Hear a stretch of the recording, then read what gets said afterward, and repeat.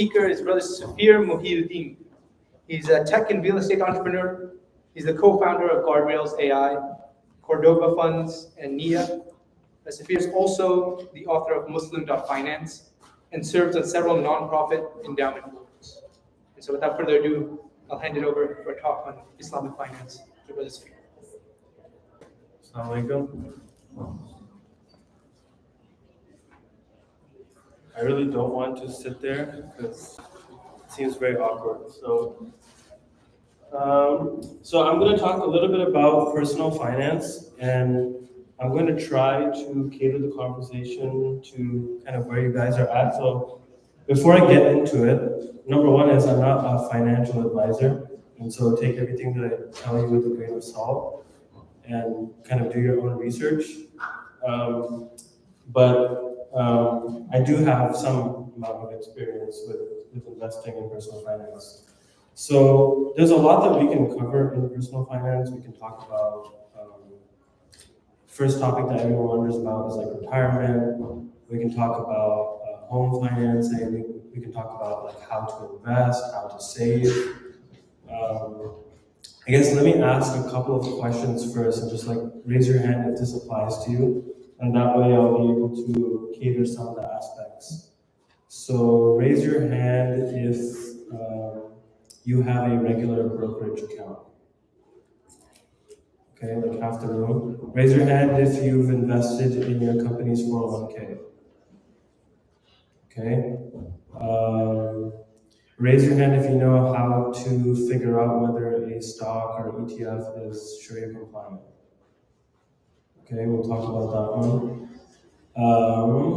Raise your hand if you receive RSUs as part of your income. Okay. Raise your hand if that makes up a significant majority of your portfolio. Okay. Let's see. Raise your hand if you want to learn about buying a home with Islamic mortgage options. Okay. All right, I'll try to cater the conversation a little bit with that said. And then if you have any questions, or if I say something that you don't understand, just raise your hand and ask. The worst thing that could happen is me rambling for 50 minutes and nobody says anything. Okay, so the first thing to understand about money is that, and investing is that very little of it actually has to do with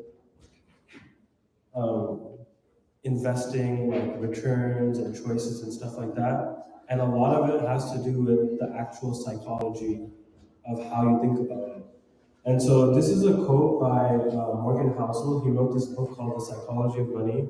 People always ask me, like, what books do you recommend? This is probably the number one book that I would tell you to actually go read. And it's very, very simple. It's not like any like dense investment concepts. Basically, he says that few things matter more in investing than understanding your own time horizon and not being persuaded by the price actions caused by people with different time horizons.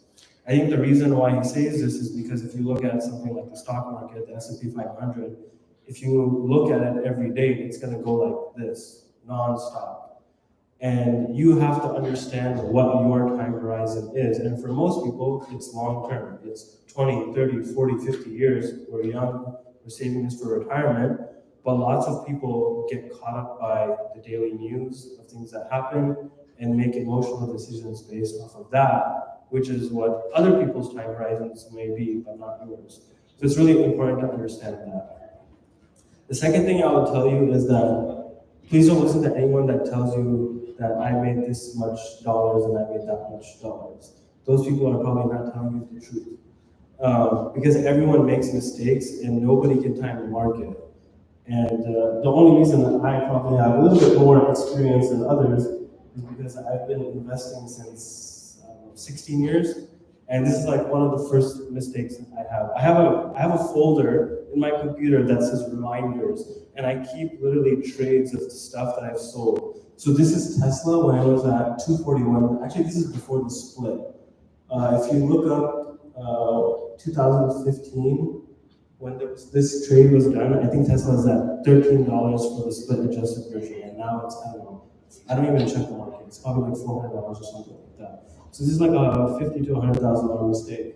And I have more of them too, by the way. So this is not the only one. So the first thing to understand is that you need to kind of root yourself and get financial peace. Everybody's like trying to play this game of like get rich quick, and it just doesn't work. And so if you want to be the smartest person in the room, invest your money consistently and just lock the account and not do anything with it, and check it once a quarter, once a year. Don't check it every day. I do not check the market every day. I probably check it maybe every couple of months, to be honest. I don't know what's actually going on in my account. So the first rule is to decide a budget. And we'll talk about this a little bit later. There's a slide about that. Decide whatever the budget is, whatever your rent is, whatever your expenses are, your car payment, whatever. Decide whatever that is. Add some miscellaneous spending to it and determine what that is. And then I'll talk about like how to actually take that number and what to do with it. The second piece is to save at least 10% of your salary every month. That's what I would say is the minimum. If you're young, I think you should be able to save 10% and invest probably another 10%. So shoot for about 20%. If you have any debt, I recommend that you prioritize eliminating that, whether it's credit card debt or whatever. I also serve on the board of ACC. It stands for a continuous charity. They give interest-free student loans. And so especially if you have an existing loan, they also do refinancing, and I think their application is going to open in the next couple of months. The fourth thing is to contribute to 401k. There's some basically like tax advantages that employers have to force them to basically do matching. So I would, at the very least, I would do the minimum that's required to match. And it's typically like 50% up to 4% or something like that. So you should be able to do about 2 to 3% of matching from there. And then determine some goals of what you need, whether it's a house or a car, and determine what those are. And then the sixth is we talked about that already, is to invest another 10% of your salary every month. The next thing to talk about is like the actual power of compounding. So if you don't know what compounding is, basically it's as the investment grows over time, let's say the investment grew 10%. Let's say you had $100,000, it grew 10%. So now it's at 110%. So now if the market appreciates another 10% from there, the 10% is not on 100,000, it's on 110,000. That's the power of compounding. And the power of compounding really works magically the longer time horizon that you have. So we're young. If we have the ability to put something for 30 to 40 years, automatically, no matter what you do, if you're using that power of compounding, it's going to grow significantly over time. So this is an example from Schwab's website. I think that someone invested $3,000 a year for 40 years. It's not even that much. That's what it was at $300 a month, maybe less than that actually, and on a 6% return. You should be able to beat that. And you can see that given that, the total amount that they actually invested was $120,000, but their ending portfolio balance is closer to $500,000. So if you can do double of this, triple of this, you can imagine that you're saving eventually 500, $1 million, $1.5 million just by this simple power of compounding. And that's with like I would say an average return of 6%. That's probably like, you can easily do that just by buying an index in the stock market. So another thing people kind of get stuck on is like how to save subconsciously. They think that like you need to track every single one of your expenses or stuff like that. The easiest way that I would recommend it is, like we were talking about, create that monthly budget, whatever it is. And then when you get a check from your employer, split up the check into 2 accounts. Send one amount basically to your bank account, your first bank account, and then the other amount to the second account. Let me see if there's this is the example. So if you have about $8,000, let's say, coming in after taxes, and your budget is $6,400, put that in one checking account, and then the remaining, have the direct deposit go directly from there into a secondary account, and then if you're able to automate it and actually invest from there, you can also do that automatically. You don't want to, by doing this, you're automatically saving and investing your money rather than trying to transfer, a few $100 every month, whatever that you have left over. It forces you in the habit to kind of keep constraining your budget. And then whatever expenses that you have, your mortgage, your car payment, your credit card payments, deduct it and take it out from the main account, right? And then if you go over that account, if the bank balance hits a negative number, you can always borrow from the secondary account. So it's a super easy way to keep yourself accountable for what your budget is and not have to track like, I spent $10 on this and $10 on that. That's not going to be a very productive way to kind of take care of your budget. Okay, everybody loves to talk about investing, so let's talk about that. So I think the first principle is to decide your Islamic principles and stick with them. So I think I saw a few hands of wanting to learn more about how to figure out what's compliant or not. We'll talk about that. The second thing is to keep it simple and to what you know.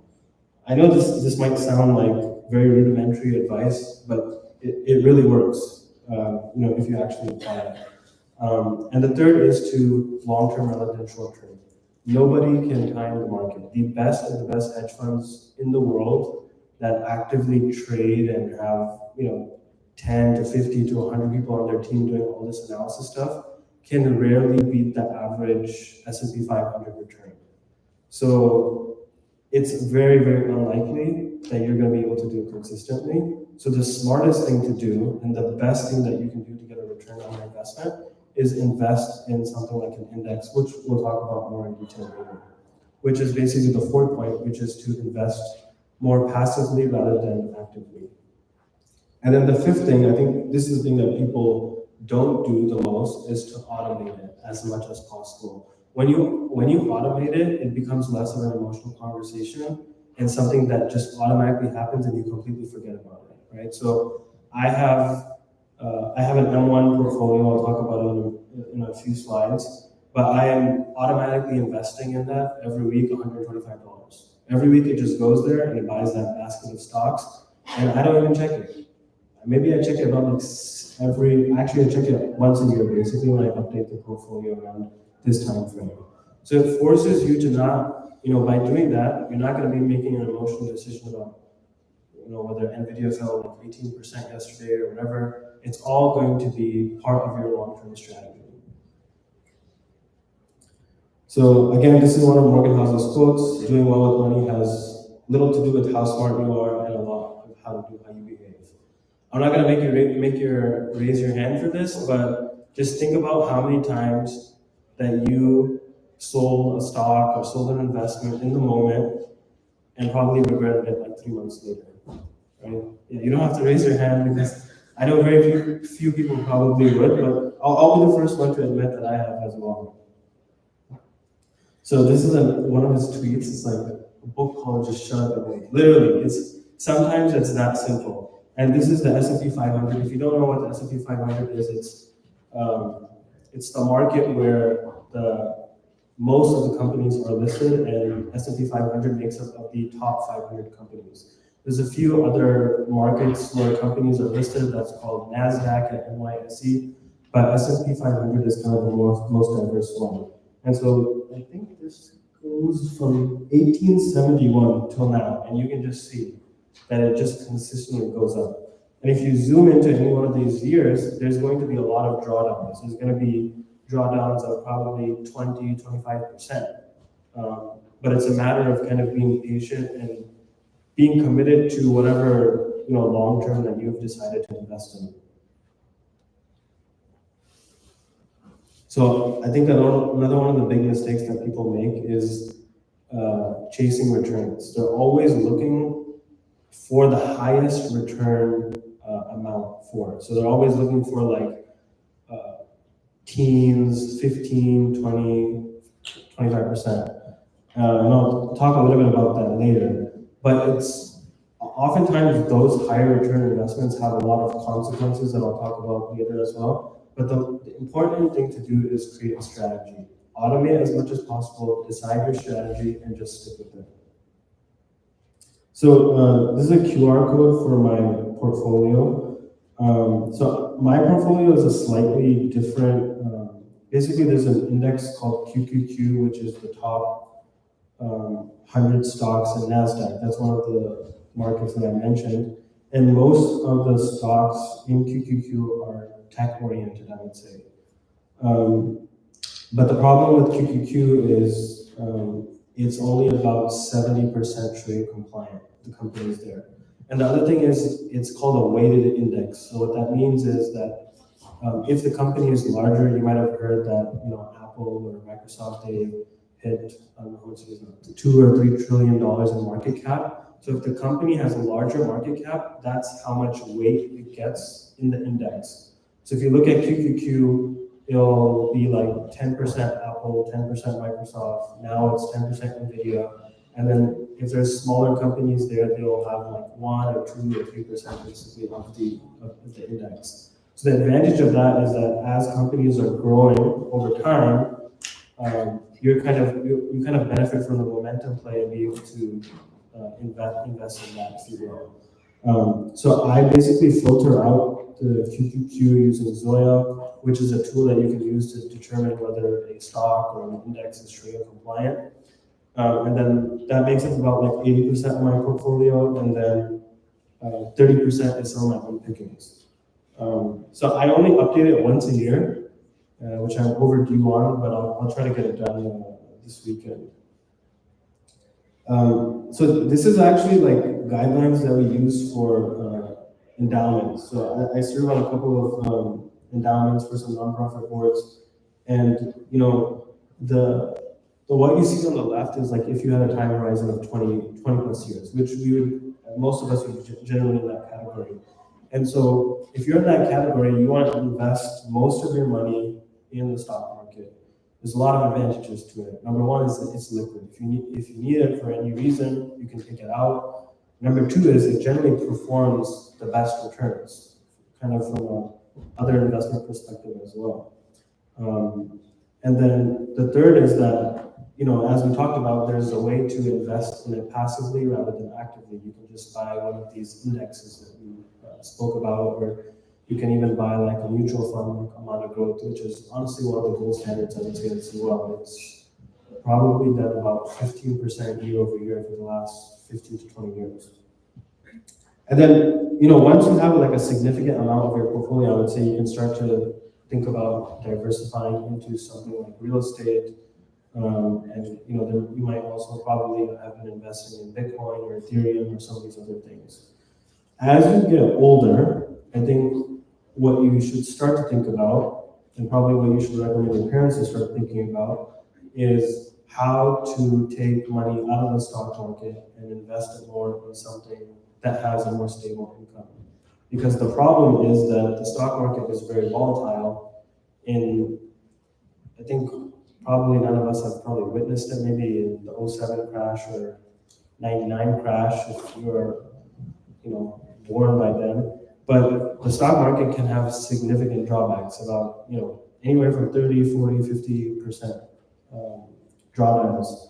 So someone in their 50s or 60s can't necessarily take that level of volatility as they get older. And we as Muslims don't really have any stable income option. Like if you look at any standard Vanguard portfolio, or you might see something called target date funds in your 401k. So they'll say like target date 2040, 2050, 2060. So depending on what decade that you're retiring on, you can select one of those target date funds. And then if you look at it, it'll have a different exposure of bonds and the stock market. So if the target date was sooner, like 2040, it might have something like 30 or 40% in bonds and 60% in stocks. And if it was longer, like 2060, 2070, it's probably making up of like 90% stocks and 10% bonds, right? But we don't, so the bonds basically provide you a fixed return, but obviously those are interest-bearing instruments, and that's something that we can't use. And so we can't take that volatility as we go over time, or our parents get over that time. So it's really important to start thinking of alternative mechanisms there. And so when an endowment kind of matures and starts getting ready to distribute some of their profits, then that's when we start shifting it to kind of what you see on the right-hand columns. This graph is a picture from the last, 20 years of some of the indexes that I spoke about. So I mentioned that I used the QQQ index. So you can see that I went up 1,400% in, what is that? Like 19 years. So you do the math. That's like 20% plus return. So another one there is called XLK, which is another index that you can use that's pretty similar. That's actually 94% Sharia compliant. So usually the rule is it has to be at least 95%. So it just slipped under recently. But that's another one that you can look at. And then if you look at Amana, the percentage is not there, but it's still about 1,000% over the last 20 years, which is phenomenal. That's like 23, 24% return. So I really think that, Amana, the growth fund is really the gold standard of what to look for. And if you're new to investing, I would honestly just start off with there. And I have probably about 25% of my portfolio in Amana growth as well. And then there's some new ones that you might have heard, SPUS and HLAL. Those are kind of much more diversified across the S&P 500. So they're slightly lower returns, although in the last year or so, they've done a little bit better than the other ones. So I already kind of mentioned this, but without a fixed income option, our parents are seriously at risk because all of their money is pretty much either in the stock market or cash. And then with cash, you have inflation that you have to deal with. So it's something to seriously start to think about. So one of the ways that I recommend people to be strategic is just make a simple spreadsheet of where your assets are. And I'll have a QR code of a Google Sheet template I'll share with you that you can use. But just literally list down what are all of your assets. And it's going to force you to be very cognizant of how much of that asset that you own in proportion of your entire portfolio.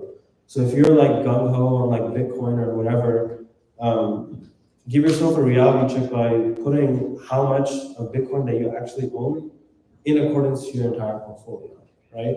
So if you have like 50,000 of Bitcoin and your whole portfolio is $100,000, I would tell you to think about reconsidering because that would be like 50% of your portfolio. And you can follow the graph that I had. Where did I go? The graph that I have here for the allocation percentages to consider. So this is the Google Sheet for the investment portfolio template that you can download and just fill out, and then it has like it's a very simple sheet. It just has like you put in that amount and it has like calculating the percentages. And then you should also think about how the percentages differ for your non-retirement accounts and your retirement accounts as well.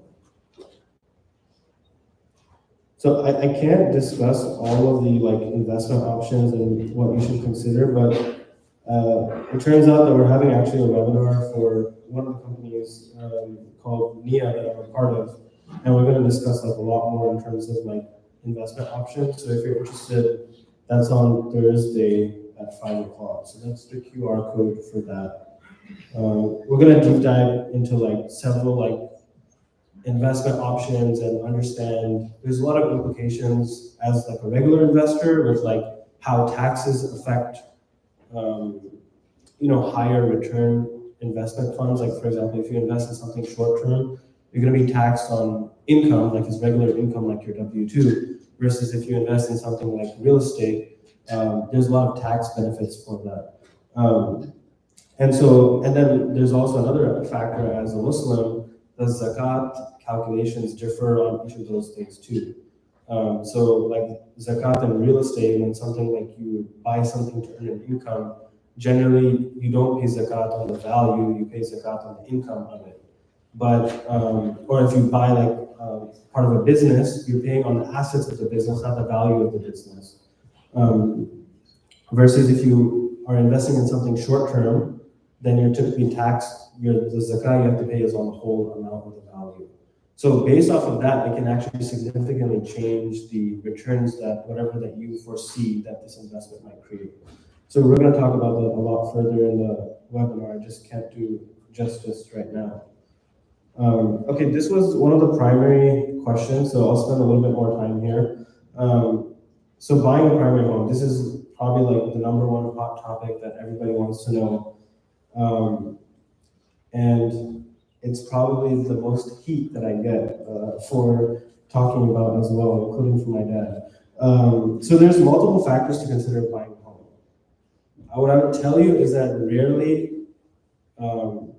money is just one component of it, right? Like you want to have a home, you want to buy a home for your family, for some stability. Like if you have kids, you want them to have a place to play, whatever, etc. What I would tell you is that as we live here in the Bay Area, to do the math of what it means to buy a house versus renting a house. And I'm a homeowner, and I'm not telling you not to buy a house. I'm just telling you to do the math when you consider buying a house.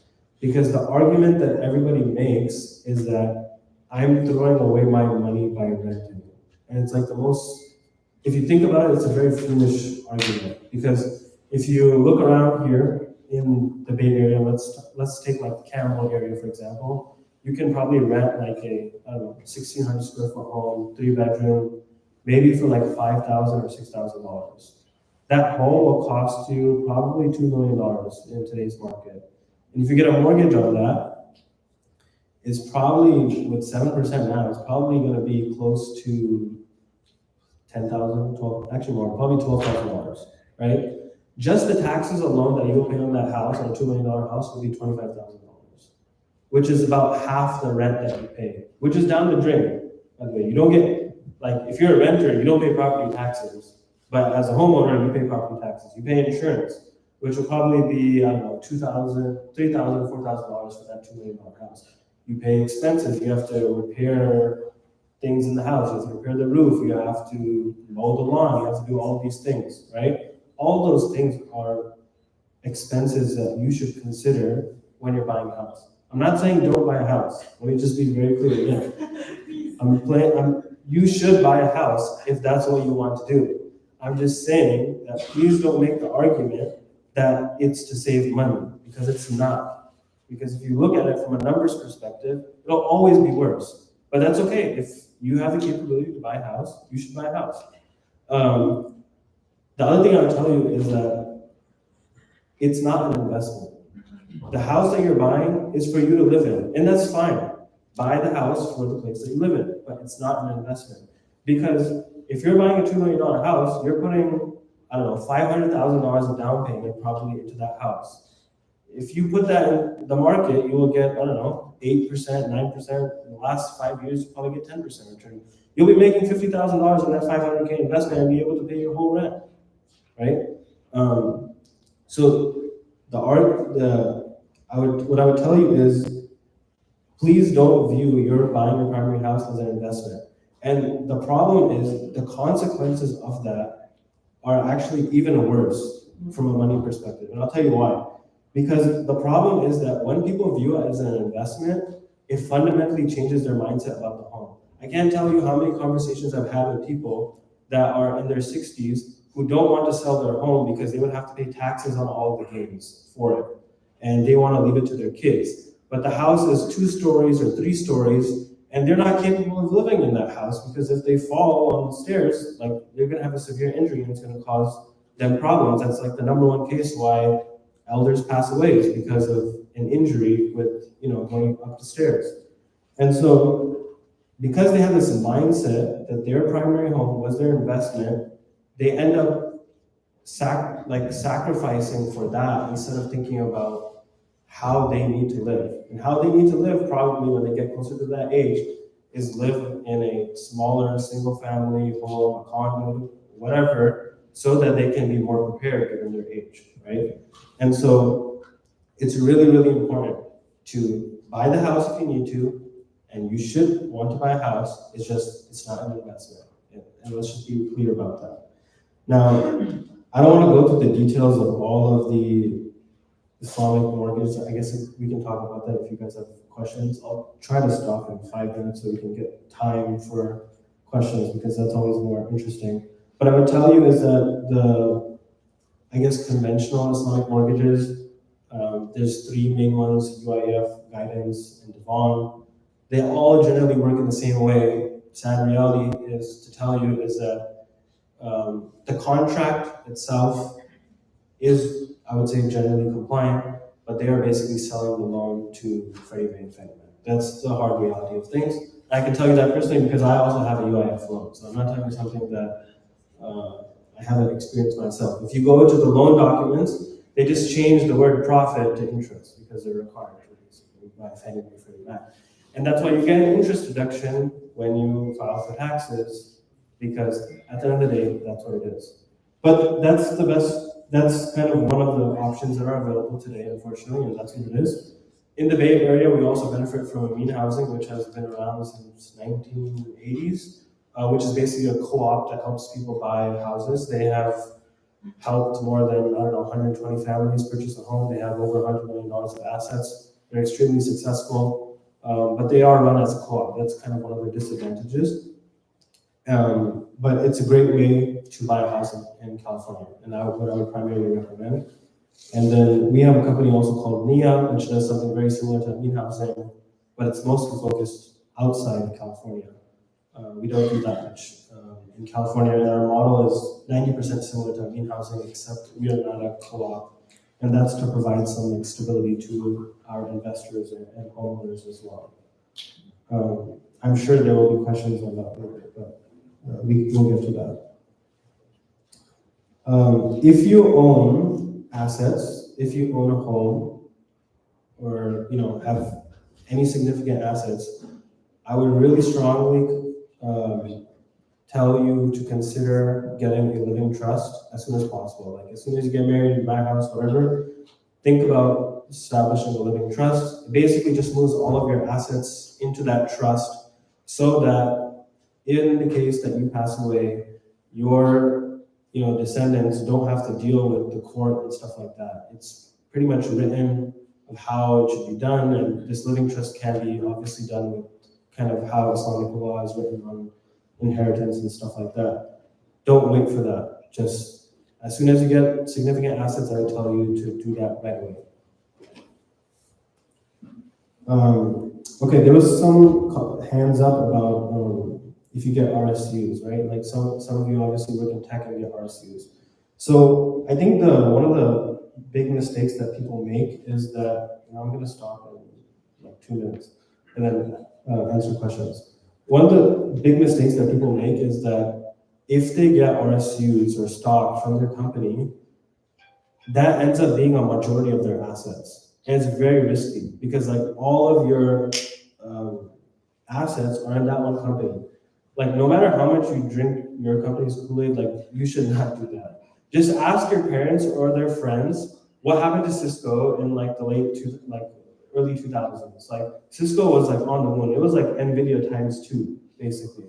And then it all went downhill from there, right? So it's very important to diversify if you have like a significant holdings from your company. Now, the thing that people get concerned about is that, well, I have to pay taxes on the gains. Well, you only have to pay taxes if you once you vest those shares, you actually keep them rather than selling them. So if you sell them right away, you generally won't have any gains, right? You can sell them right after you get them. But if you do have gains, what I would tell you to do is you donate your stocks instead of donating your cash. And so there's an app called Charity Vest. It's free, charityvest.org, I think.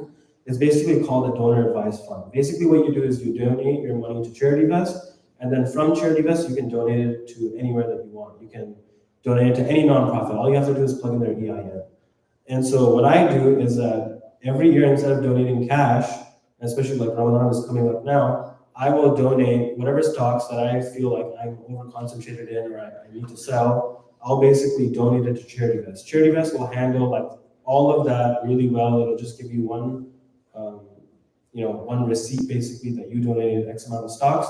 And then from there, you can donate to any nonprofit from there. So I've configured it so that like I'm giving X dollars every month to these like 5 or 10 organizations. So you can even do like monthly donations from there. And the other big advantage is that like most nonprofits don't know how to handle these stock donations. So it gets kind of complicated. So they'll help you with that process. And the other benefit is that you get one tax receipt at the end of the year. So I only get one tax receipt, even though I'm donating to whatever, 10, 15 organizations. And that makes the process super easy when you go towards taxes. So use any concentrated positions that you have, donate those shares, and then you can use that for your donations. There's some like limits on there, but that's kind of like edge cases we can talk about later. Okay, these are 2 books I would really recommend: The Psychology of Money, and it's a horrible, horrible title, but I Will Teach You to Be Rich.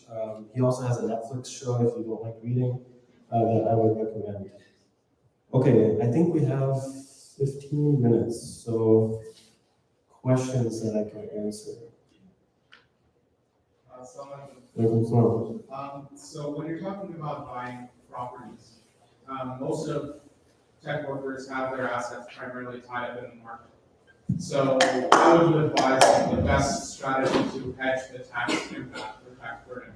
Would that be through a HELOC, or is there anything else similar to that? Or what would you suggest, like, if somebody's going to transition their money from market to a real estate asset? In terms of like trying to save on taxes when you sell those assets? Yeah, like what would be the best way to do that?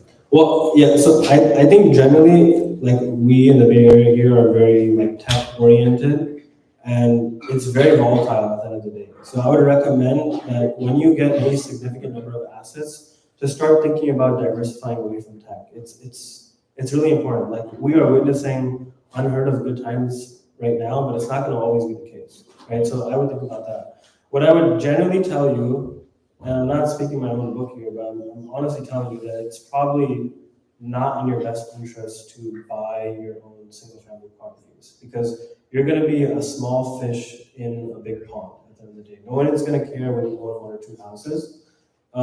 And lately, in the last 3 or 4 years, it's become really, really difficult because there's something called like the eviction moratorium, which basically prevented people from being evicted during COVID, which kind of took its own life, which made it really hard, like good tenants turned to bad. And also the costs are very expensive, and there's like lots of regulation potentially coming down. Maybe not in this administration, but in the future about like rental homes. So it's better that you invest in something like a fund or whatever. And even if you don't invest in a private fund, you can invest in, there's public sharia-compliant real estate companies. So for example, Public Storage, which provides storage units, their debt level is under 30%. So they are a sharia-compliant, like a REIT that you can buy. And there's also SPRE, which is a real estate sharia-compliant ETF by Sharia Portfolio that you can also buy as well. So I would recommend diversifying into those. In terms of other like tax strategies to go from stocks to real estate, there's not really that many, unfortunately. There are tax benefits from when you get into real estate with something called depreciation, which is you are kind of discounting the cash flow that you get from the real estate and then paying it back later. But yeah, that's kind of what I would say. I just have a follow-up question on that as well. How much of your concentrated RSU should you allocate towards index? Like it could be a percentage, it could be a number. What's the general rule of thumb? Honestly, I would probably. I don't think that any stock position, whether it's an RSU or not, should be more than like 20% of your portfolio. Yeah. Now the indexes themselves have like QQQ has like, I don't know, 12, 13% of Apple, right? So it's already a lot in the big tech companies. And it's already a risk. So yeah, I would advise not more than 20 to 25%. The thing that I would do is switch your RSUs to just sell right away. Then you're not, and then move it right away into the next one, basically. Yeah. The growth isn't usually the same though, right? The what isn't the same? The growth of the individual stocks versus the index funds.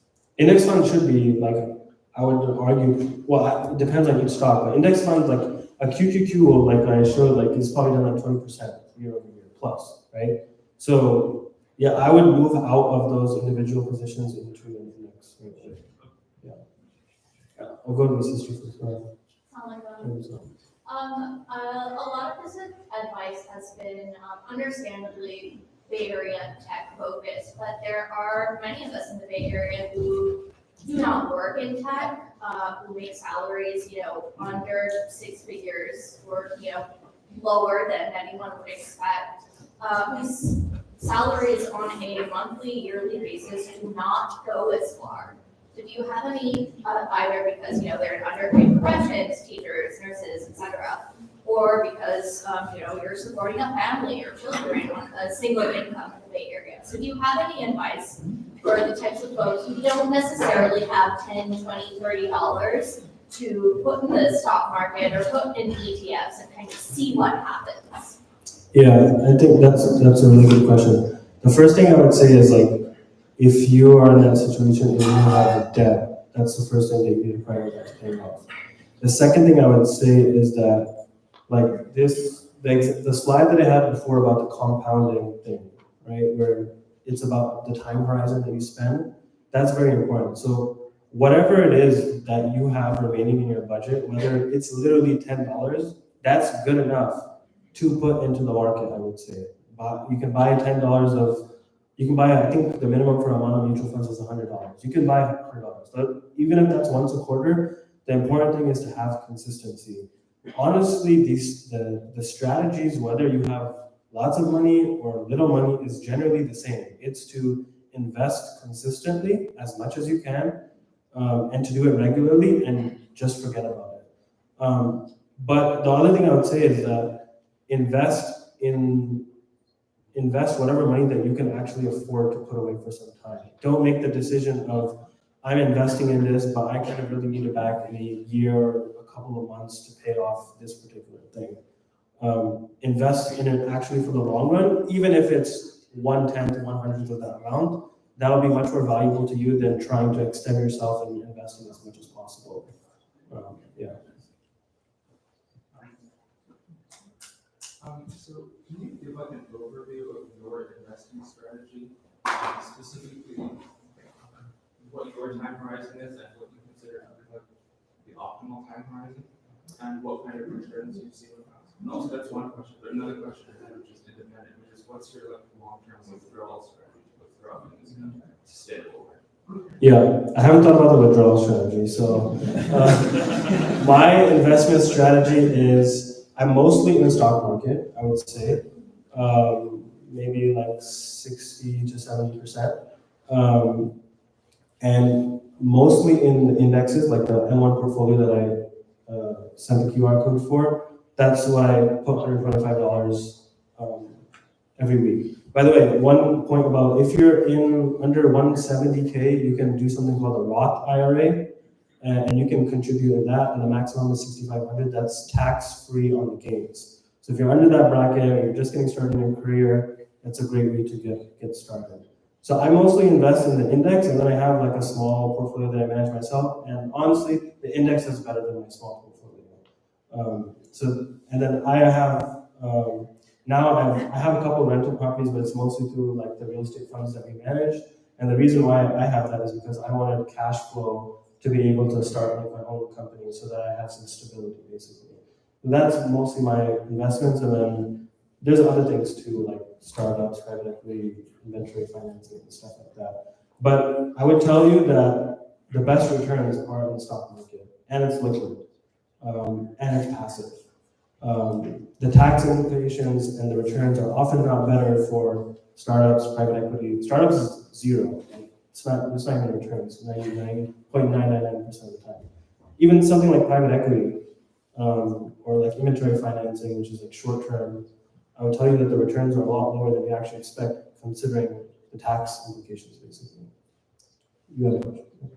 I came a little late, so I thought that this was covered before, but like, let's say halal alternative to fixed return investments such as bonds.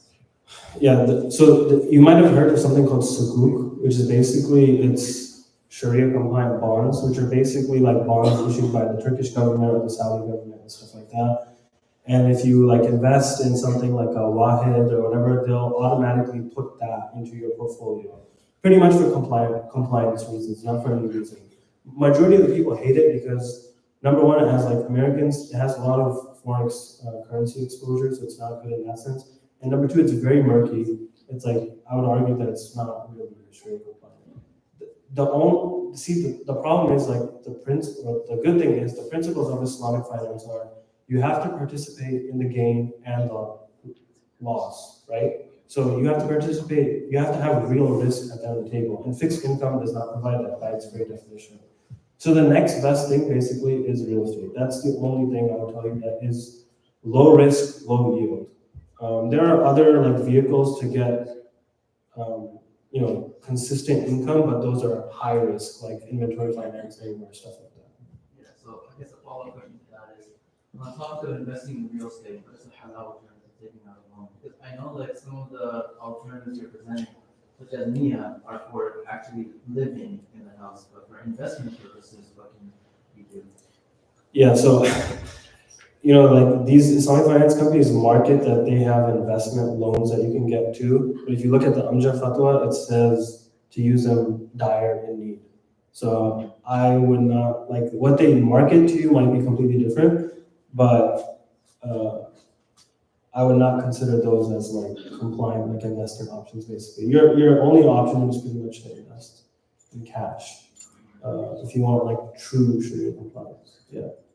So there's no ownership-based model that you can use for like investing in the real estate property. Not really, yeah. REITs are equivalent. Yeah, you can invest in a REIT or a private fund, but I'm saying like if you wanted to buy your own property or Of course, private funds typically give a better return than talking about cash flow. yeah. Go ahead. How often do you check if a stock is compliant and then find out it's not compliant, do you sell immediately? I think the Sheikh Joe Bradford has an article on this on Zoya, but I think it's 3 months.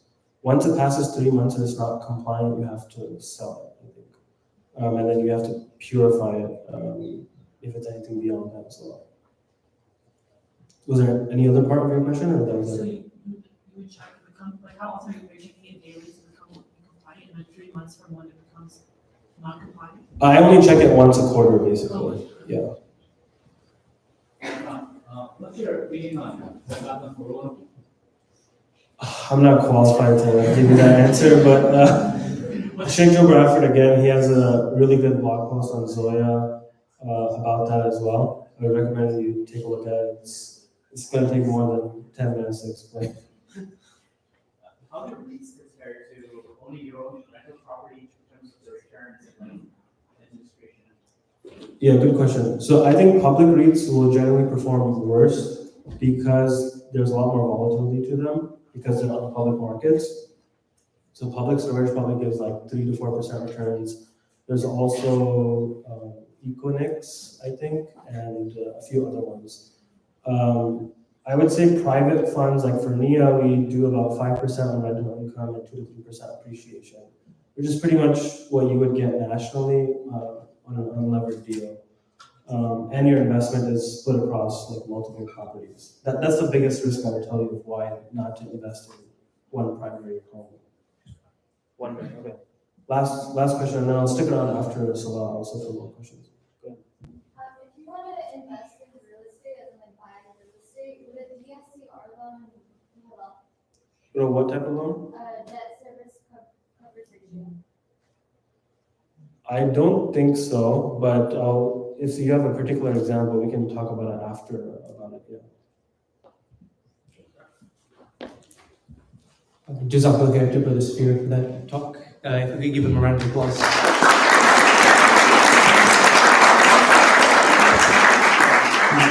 Just a couple announcements before we break for the show. So next week we have Ustad Heba, who will be giving a talk on the tenets of healthy relationships. It's going to be interesting. We're 30 days away from Ramadan, alhamdulillah, and have a lot of programming. And inshallah, we'll be releasing that this weekend, so please keep an eye out for that. And then if you're interested in supporting the Ramadan program by either vending or offering services, donating goods, things like that, there's a link in the WhatsApp. So you can check that out. And then also in February, there's going to be a lot of socials. We'll be releasing those soon as well. So please keep an eye out for that. With that said, Isha will be at 8 p.m. So in 10 minutes. It'll be straight down for the sisters and then around on the right for the brothers. And again, the bathrooms are right outside the door. Just out there.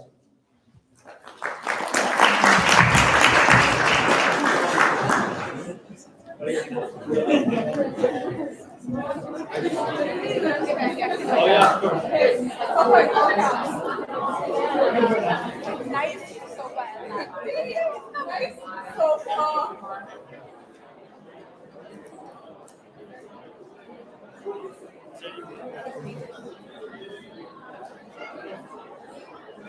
I love this. I love this. Is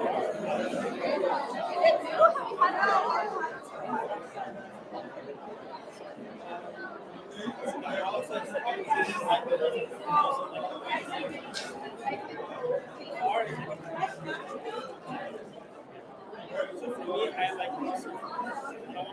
Have you had it?